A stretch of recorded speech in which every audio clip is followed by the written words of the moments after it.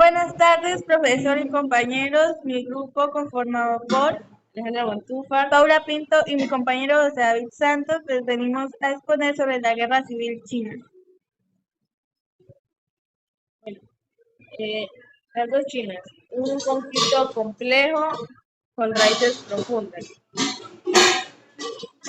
La historia de las dos Chinas es un relato fascinante y complejo que se remonta a principios del siglo XX. Para comprender la situación actual es fundamental adentrarse en los eventos que dieron origen a esta división y las ideologías que la sustentan.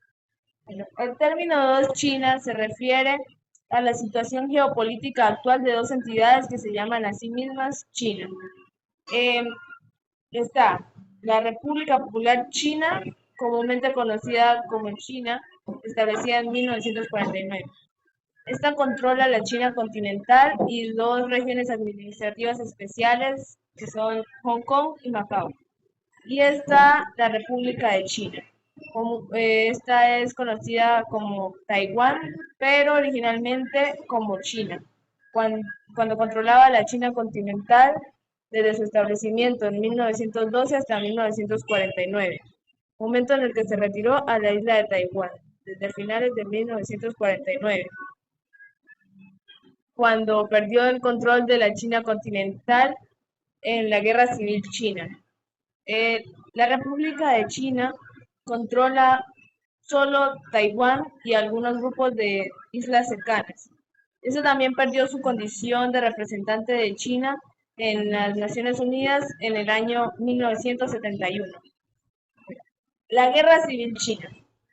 El punto de partida de todo esto se sitúa en la Guerra Civil China, la cual inició en el año 1927 hasta 1949.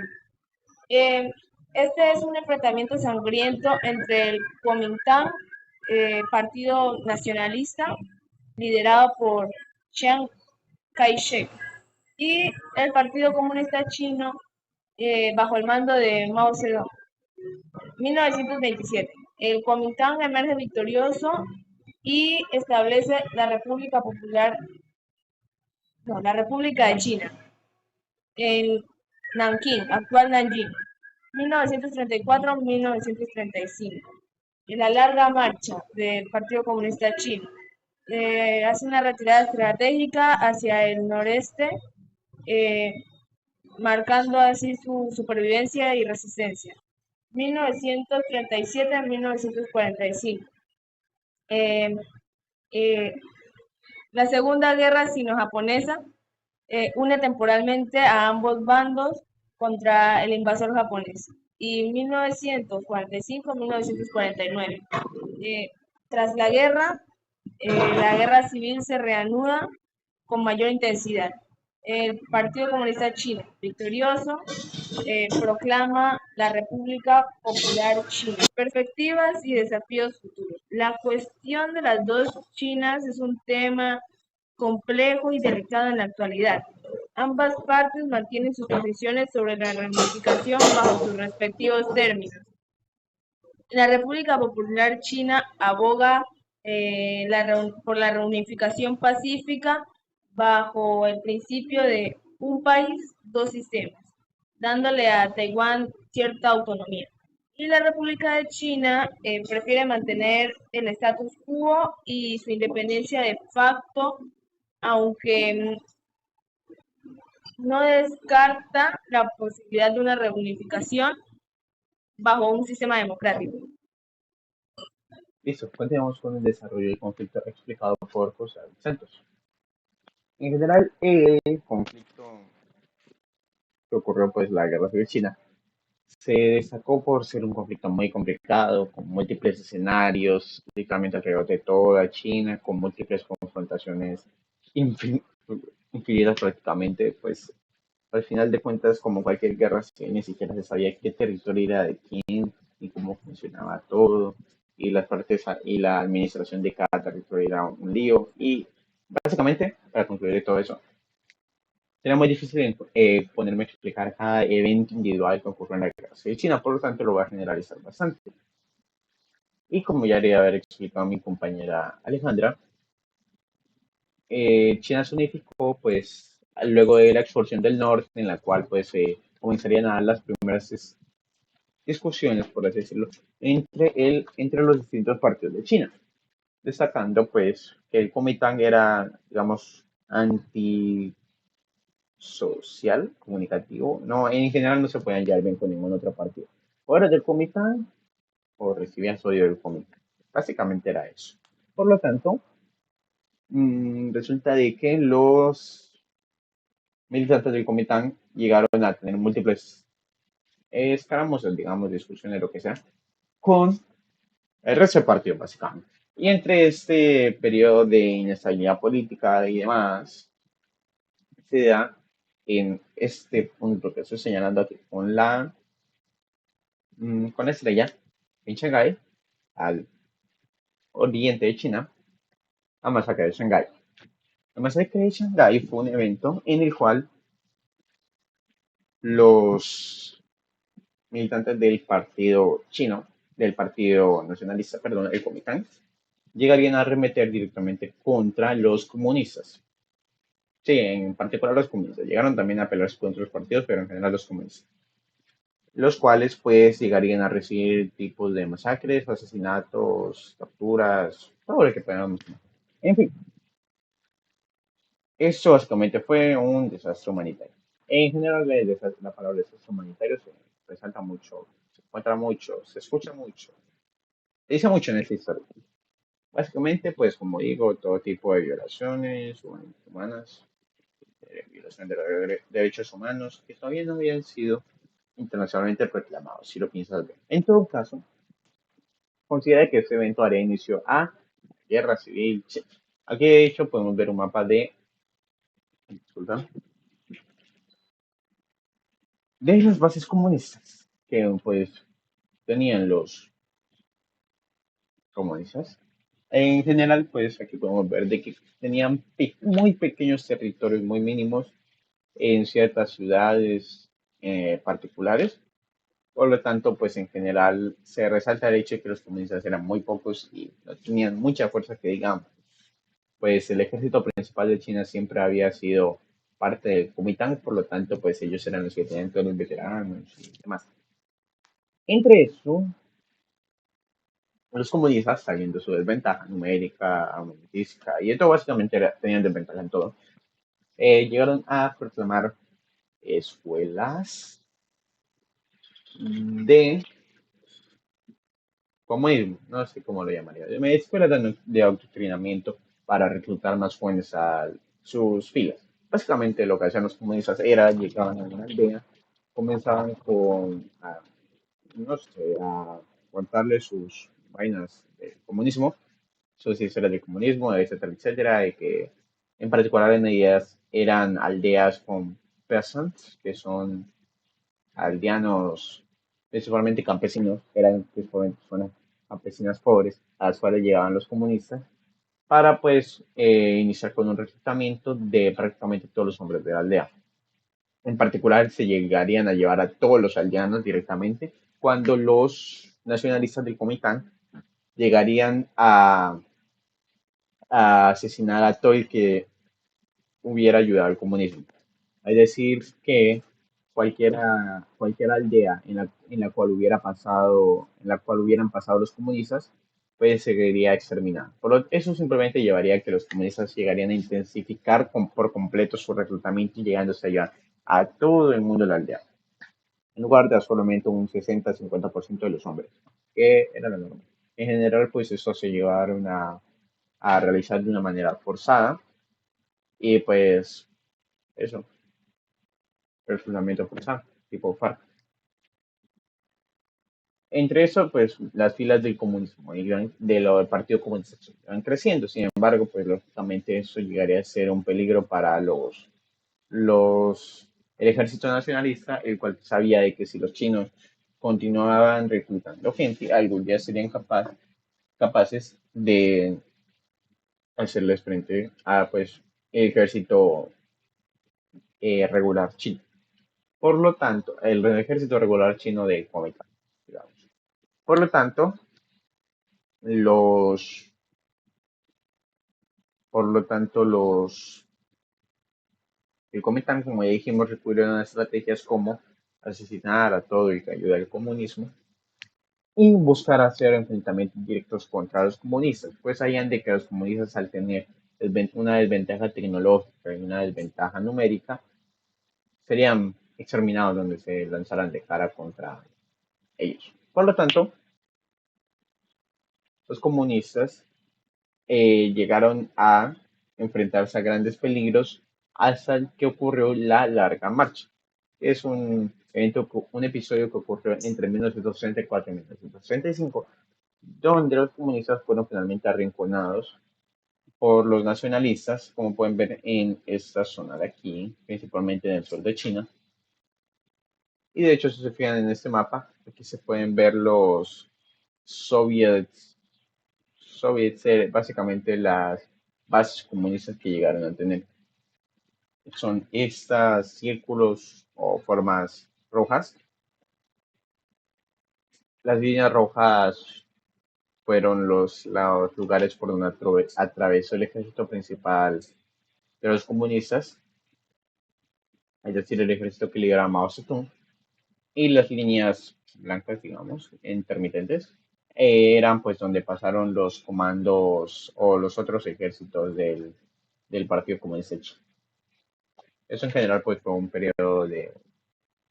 episodio muy humillante para el Partido Comunista Chino, el cual pues tendría que atravesar desde el suroriente de China, es prácticamente completamente horrible, llegando hasta el sur, atravesando el sur, llegando hasta el occidente, hasta pues finalmente subir hasta el norte de China, a esta provincia que ven aquí, que por Shanxi y Suiyang.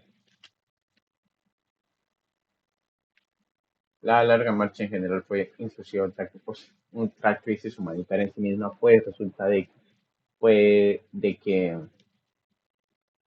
los comunistas llegaron a realizar la larga marcha con todos sus hombres en general. Entre todo eso, pues se prohibía completamente dejar, dejar de marchar, o sea, era una marcha forzada en la que pues todo aquel que no marchara hasta la muerte moriría asesinado por incumplimiento de orden. Y a su vez se prohibía cualquier intento de dar siquiera un paso atrás, como llegó a hacerlo Stalin en la Segunda Guerra Mundial, no importa. Cierto, no olvidé mencionar de que se perdió hasta el 80% de los hombres que pues estaban participando en las filas comunistas en esta larga marcha. En medio de esto, pues, se da la intervención japonesa en China, la Segunda Guerra Mundial. La Segunda Guerra, bueno, la que los asiáticos llaman la Segunda Guerra Mundial, la que nosotros conocemos como la Segunda Guerra Sino-Japonesa. En general, pues, esta comenzaría en 1987 y fue pues cuando los japoneses comenzaron con la invasión de China, la segunda invasión de China, la cual pues ya teniendo en cuenta el contexto histórico de la Primera Guerra Sino-Japonesa, donde pues Japón se quedó con Corea, Formosa, e incluso llegó a instaurar un títere en Manchuria, en ese momento se llama Manchukuo, si no estoy mal, pues bajo dominio japonés se llama Manchukuo. Desde esos mismos territorios llegaron a pues hace iniciar su segunda invasión de China, llegando pues a apoderarse por completo casi de la zona norte y llegando a hacer ciertas invasiones navales en la zona oriental de China, suroriental de China también. Esto pues principalmente golpearía duro a los nacionalistas de Kuomintang, teniendo en cuenta de que estos eran quienes pues ocupaban principalmente estas zonas, que eran pues la zona, el corazón industrial chino, que era por la zona de Nanchang, Nanking, Shanghái, etcétera, que eran pues principalmente zonas de comercio, y pues la zona principalmente administrativa de China, donde se ubicaba Pekín y demás, que era el norte de China, frontera en la cual pues eran exclusivamente los nacionalistas los que la vigilaban. Teniendo en cuenta esto, pues nacionalistas ofrecieron una alianza con los comunistas para pues finalmente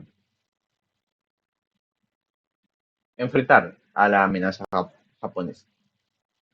Sin embargo, pues como digo, fueron principalmente los nacionalistas quienes se vieron afectados teniendo en cuenta las condiciones geográficas en las que invadía Japón y pues sabiendo de que los principales sitios de ocupación comunista, perdón, se ubicaban en el occidente de China y en la zona sur de China, suroccidental de China principalmente, que eran pues los territorios que les había quedado luego de la Guerra de Marcha. La guerra sino-japonesa, como diría, no fue un desastre humanitario. En general, ya no voy a entrar mucho en detalle en eso. Se crearon escuadrones para hacer experimentación humana, ajá, en toda la zona de Manchuria, inclusive Pekín, en la zona de Indonesia más tarde se crearían más, la zona de Nankín también, etcétera, etcétera. En general, pues destacó el escuadrón 137, que es el pues, más conocido, y que pues en el cual básicamente se realizarían experimentos con niños, experimentos para probar nuevas habi- habilidades como hacer que los pilotos pudieran mantener la conciencia en puntos de mayor rectitud, experimentaciones de anatomía, o sea, experimentos biológicos, o sea, probaron de hecho armas biológicas en los chinos, en los habitantes del territorio conquistado, como digo, hacían experimentos con niños, etcétera, etcétera, desmembramientos, etcétera. Entonces, resumimos a la segunda etapa de la guerra civil china. Los comunistas finalmente, pues, luego de que se pausara la primera etapa de la guerra civil china, aprovecharon para continuar su reclutamiento, porque pues ya no tenían la oposición de los nacionalistas, para desarrollar una nueva doctrina militar, pues sabían de que de todos modos enfrentarse directamente a los nacionalistas iba a ser un desperdicio de hombres y que de hecho pues podrían llegar a ponerlos contra las cuerdas si continuaban con esa estrategia. Por lo tanto, desarrollaron una estrategia de guerra de guerrillas. Y en general para fortalecerse, pues los nacionalistas eran los que principalmente estaban repeliendo la invasión y pues fueron los que principalmente mandaron a sus hombres experimentados y veteranos a morir. Por lo tanto, los nacionalistas quedaron con principalmente soldados inexpertos, mientras que los comunistas pues simplemente eh, intentaron ahorrar por completo a sus hombres para pues mantenerse con la mayor fortaleza posible. Con el resumen de la guerra civil, los nacionalistas, pues, los comunistas comenzarían con la conquista de zonas como Pekín, Xi'an, Hunan, etcétera. Básicamente iniciarían desde el centro de China a expandirse hacia el norte, el occidente y el sur. Aquí pueden ver, de hecho, en este mapa el núcleo comunista chino y estas líneas representan los lugares a donde se expandieron, hasta finalmente acorralar al gobierno nacionalista en el sur. Aquí pueden ver la línea retirada del gobierno nacionalista, el cual pues iniciará una retirada hasta la isla de Formosa, lo que hoy se conoce como Taiwán, en diciembre de 1949. Eso lo aprovecharía el Partido Comunista Chino, era formado Zedong, para proclamar la República Popular de China y que finalmente se creara un gobierno paralelo entre China.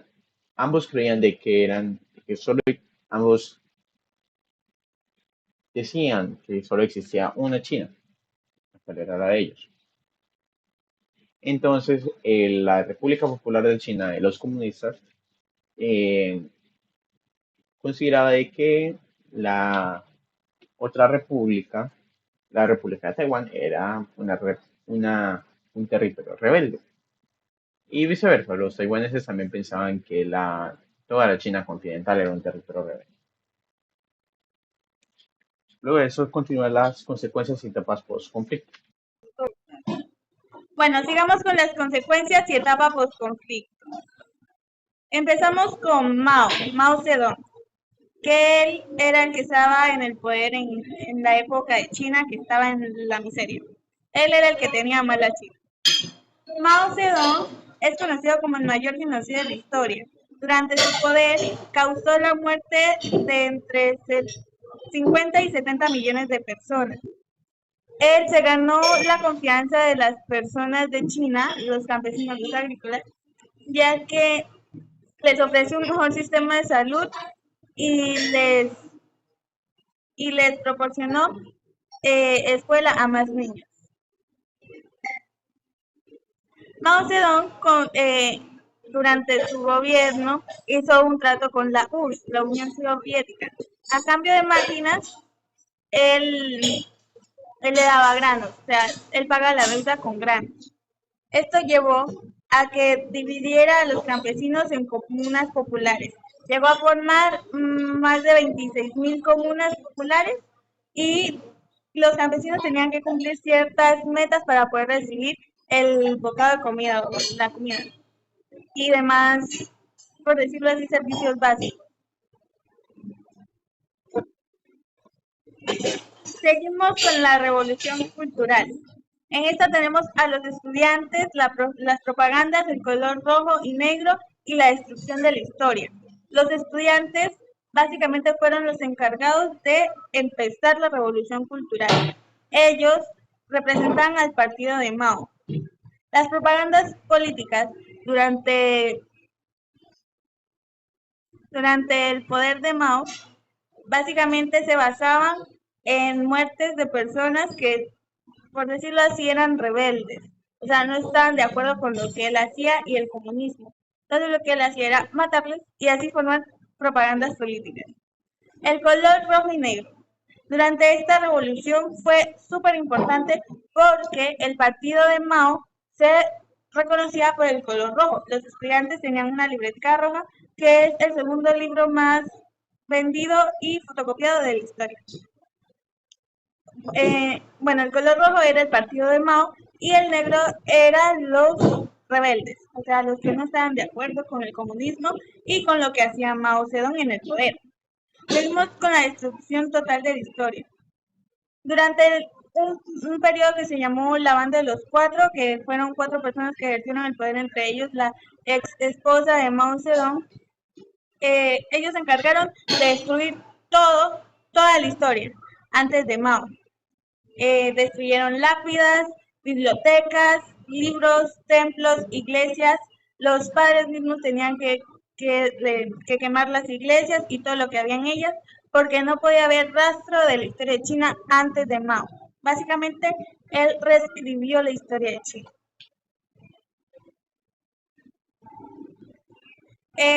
También tenemos humillaciones y campos de reeducación, la Banda de los Cuatro, como ya les comenté anteriormente, y la muerte de Mao. Humillaciones y campos de reeducación básicamente se basaban en rebeldes que eran humillados al frente de sus familiares y por sus familiares por el miedo de que ellos también fueran humillados al frente de toda la población.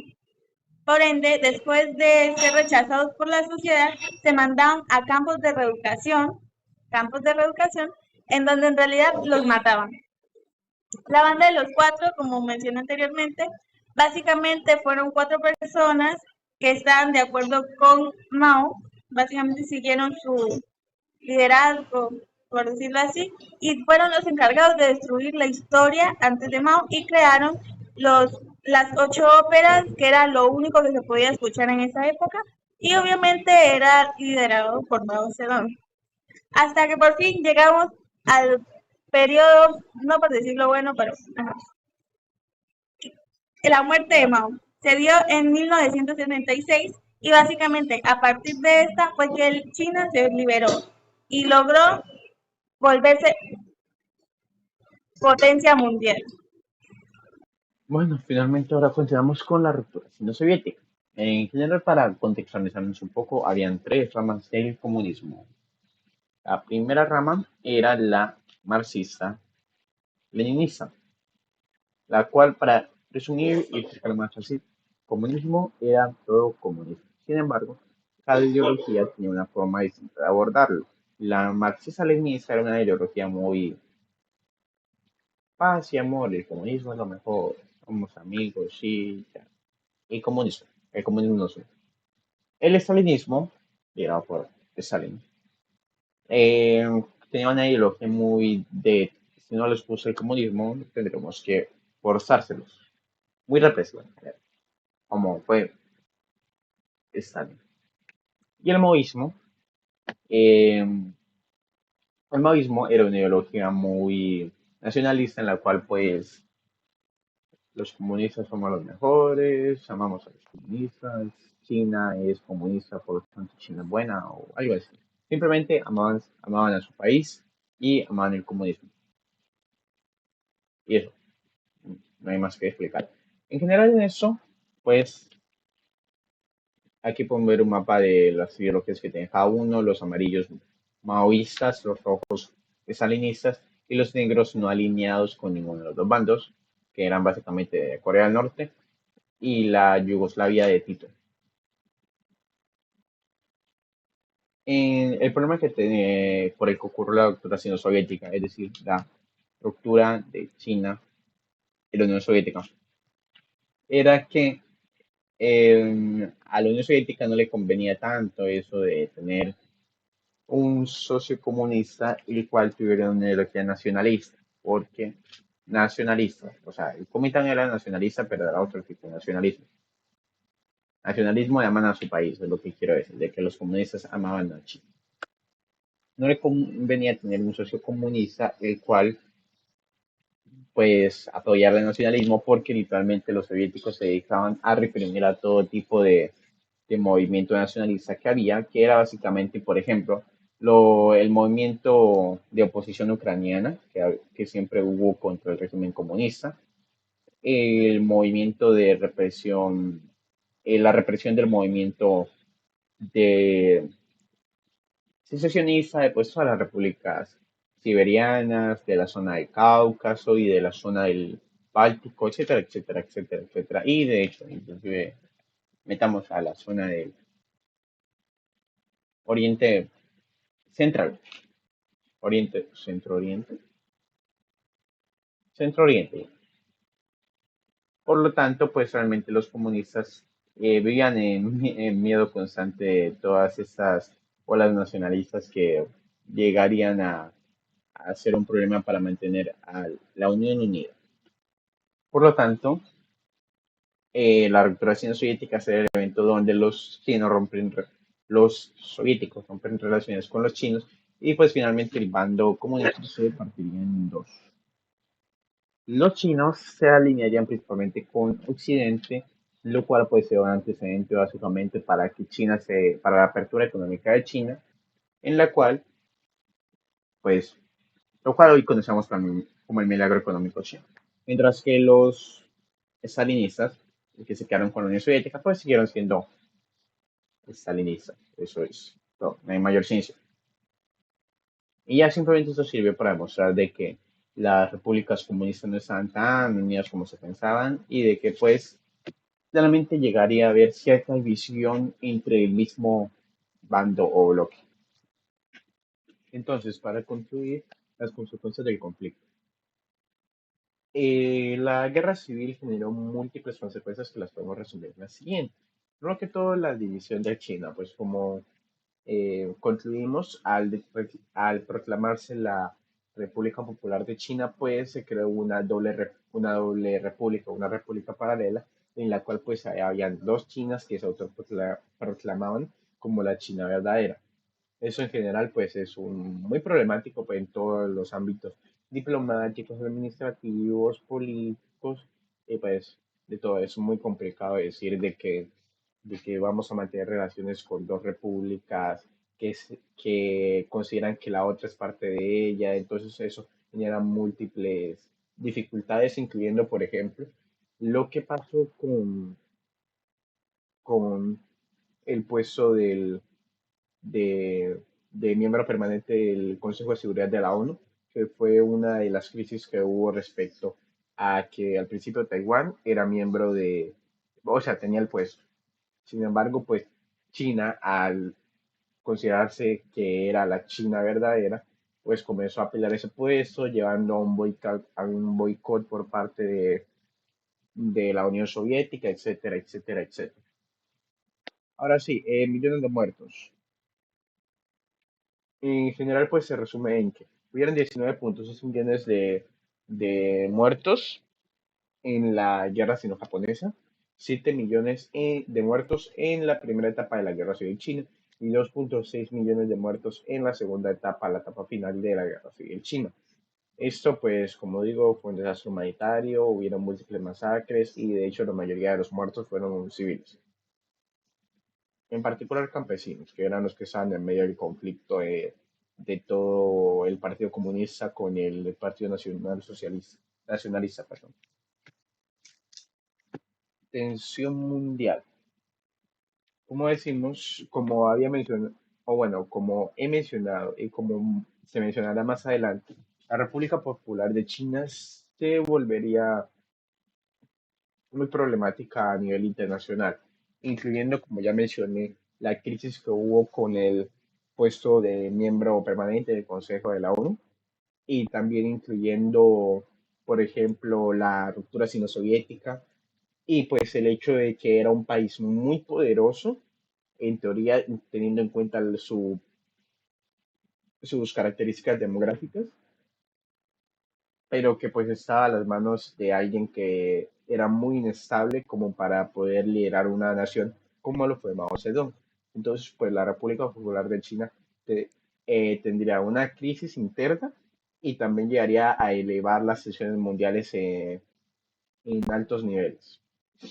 Y pues las crisis que dejó el conflicto final, pues dejó una crisis económica, crisis social, crisis humanitaria, crisis política, todo tipo de crisis diplomática, lo que se nos ocurra. Pues luego del conflicto China estaba muy mal, teniendo en cuenta de que pues había sufrido la invasión de los japoneses que masacraron a su población.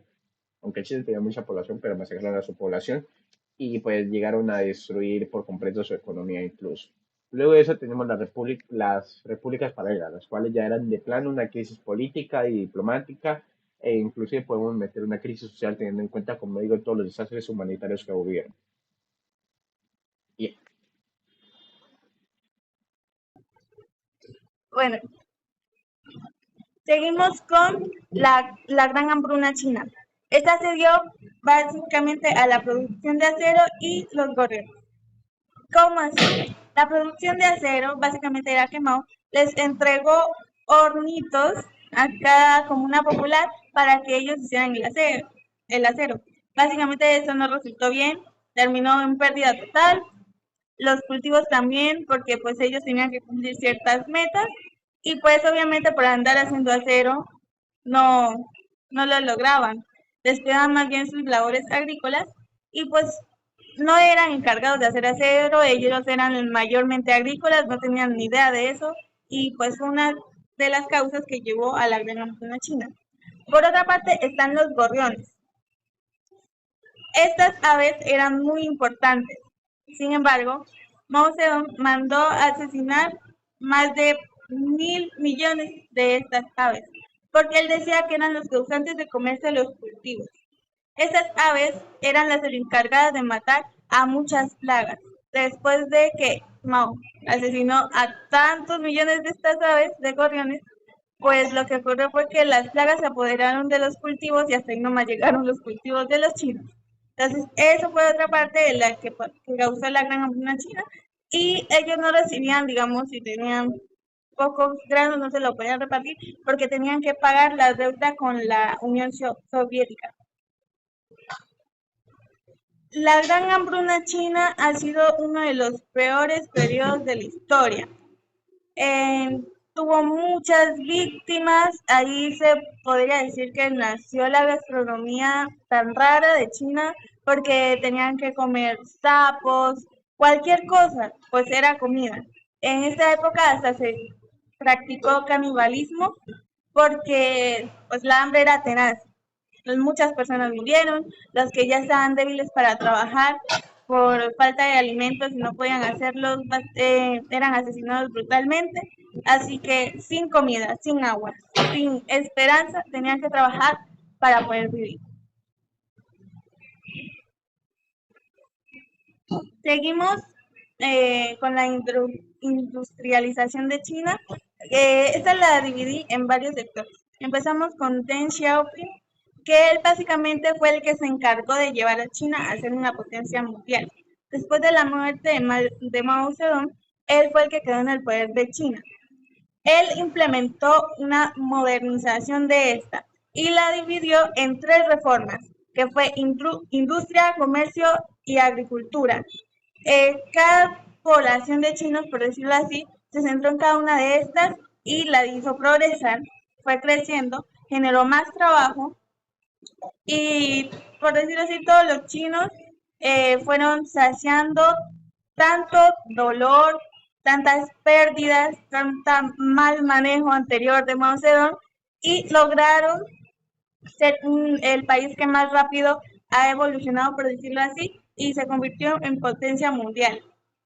De 1976 hasta la actualidad, China es el país que más rápido ha podido ser potencia mundial porque gracias a estas Estas reformas reformas, darían el ambiente perfecto a China para desarrollarse hasta crecer como potencia mundial, incluyendo pues que tenía un gran peso demográfico, lo cual pues le da poder en sí mismo, todo tipo de poder, incluyendo desde militar, disuasivo, etcétera, etcétera, etcétera, incluso diplomático. También pues ahora tendría un gran poder blando al volverse lo que hoy conocemos como la fábrica del mundo, pues tendría un despegue económico, el cual lo llevaría a volverse el mayor exportador mundial. Y como digo, llegar a tener un gran poder blando. En conclusión, la guerra civil china ha sido uno de los conflictos de alta intensidad más importantes que ha ocurrido en el siglo XX y que nos ha dejado muchas lecciones respecto a aquello que internacionalmente debemos evitar y aquello que debemos intentar intervenir para evitar de que se continúen con más masacres o desastres humanitarios como los que llegó a ocurrir en este. Además de que pues nos deja lecciones importantes como todas las reformas que hizo China para llegar a ser la potencia que hoy en día conocemos y además su historia en sí ya nos enriquece como personas. Muchas gracias.